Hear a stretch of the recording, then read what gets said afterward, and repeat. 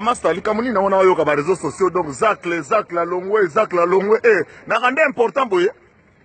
Oh, mais ceux qui n'ont pas la majorité, boy, c'est important, boy. Mais les personnes qui ont posté à ta portier, pour la majorité présidentielle, donc, à ta combo la parcelle, la combo la raté, mais ça a fonction de la majorité présidentielle. Bato bazongo ya majorité présidentielle, banduka bomengo ya majorité présidentielle. Balongwa, baso ba poste, balongwa bakenda bosala bango rien, mutatu na rappel bango te. Nanga Zakari kaka moto oyo na kati ya majorité. Tant bokabala balar na majorité nga sala kuna.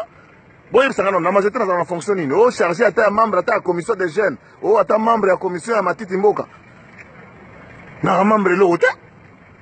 Est-ce que na ko s'appelle moi liberté na comme na kaka bondeni. Hein? Joseph Kabila pe atia biso singa na kingo te ke obo tikala kaka lokwa nga za mutabilima na za mutabilima tina okufa. Les membres de la majorité présidentielle, la politique, les alliances qui se font et se défont. Jacques. Est-ce que tant que opposant, on ne peut pas se séquer du coup, on va contre la majorité, on va mourir à Bomengo, on va mourir à Mbongo, Lelo. Bon, on va mourir à Bomengo.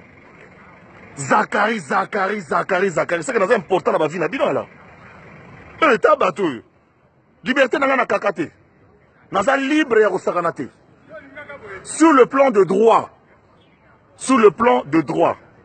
Naza awa nanzuka ma famille député à parti comme nango ILDC ya Raymond Tibanda na démissionna na parti T parti P e bengana ngate sikoyo sur le plan de droit bina pas soni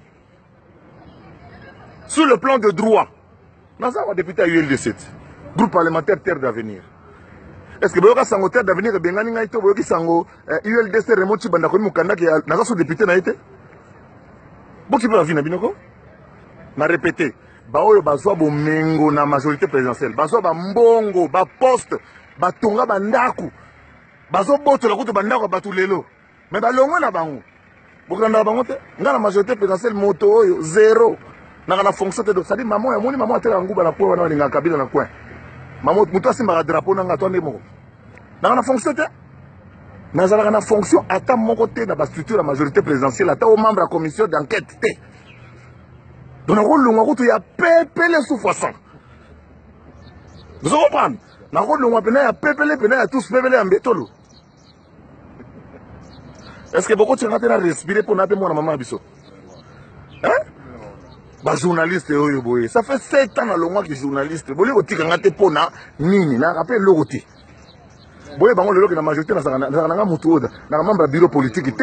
Nazaka membre ya communicateur te nazalaka loko te do sadi ke na pena moto oyo pena moto sadi ngai ya pecho na kutu pecho ngai onani pecho ma pe période ko moina pecho sa pe période ko obi ka jigodo ku tana fonction jigodo tana fonction nga fonction na ngani na tuni bino fonction na ngani bino bata majorité oyo bozo komela ka bozo benga ngai fonction na ngani jigodo ku tana fonction nga za na fonction te do na ko kene mbangu kutu donc mbangu nena.